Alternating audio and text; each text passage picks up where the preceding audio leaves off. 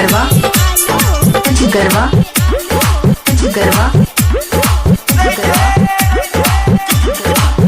हमें हमर भगवान हमरा जिंदगी के शान हमें हमर भगवान हमें हमर भगवान हमरा जिंदगी के शान हमें हमर भगवान हमरा जिंदगी के शान जन्मदिन मनावल जाए केक किन के नारा तू लगावा भैया जय भीम के ओ नारा तू लगावा भैया जय भीम के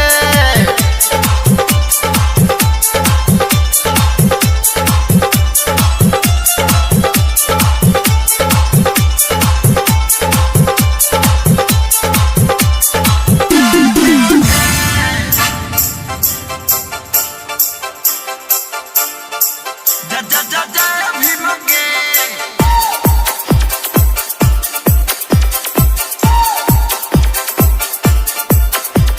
Sachin Kumar recording studio UP Bahraich.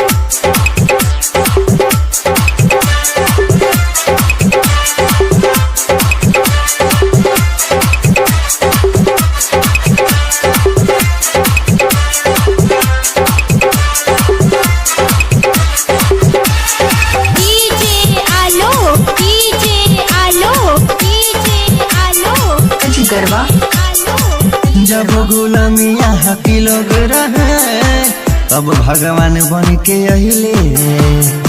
लिख के संविधान मांगे सा लंदन पढ़ी गईले कैले जम के पढ़ाई पढ़ाई पढ़ाई दिले संविधान बनाई बनाई बनाई कैले जम के पढ़ाई दिले संविधान बनाई जात पात नहीं देखे केहू किन के नारा तू लगावा भैया जय भीम के ओ नारा तू लगावा भैया जय भीम के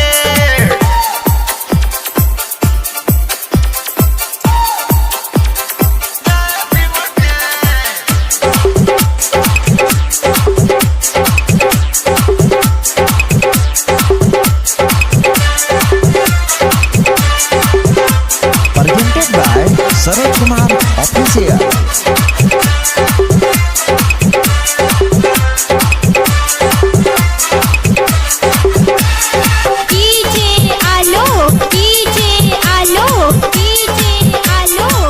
गरबा